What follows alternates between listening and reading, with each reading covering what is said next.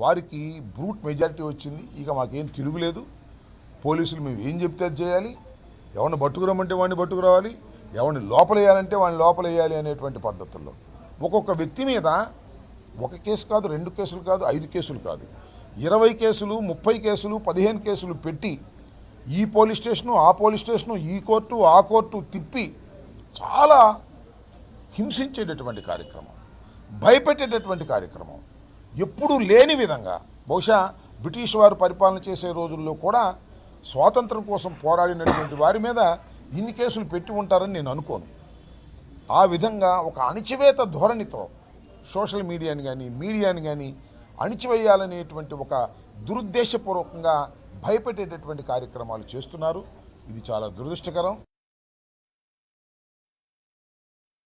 ప్రభుత్వం ముందు అనేక అంశాలు ఉంటాయి, అమలు చేయాల్సినటువంటి అంశాలు. ఎన్నికల్లో వారు ఇచ్చినటువంటి వాగ్దానాలను తూచా అమలు చేయాల్సినటువంటి బాధ్యత కూడా వారికి ఉంటుంది. ఎన్నికల్లో ఇచ్చిన వాగ్దానాలను అమలు పక్కకు పెట్టి కేవలం కక్ష సాధించాలనేటువంటి దృక్పథంతోనే ఈ రాష్ట్ర ప్రభుత్వం పనిచేయటం అనేది చాలా బాధాకరమైనటువంటి అంశం.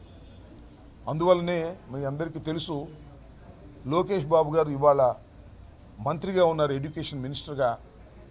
ఆయన ఎన్నికలకు ముందు చెప్పాడు,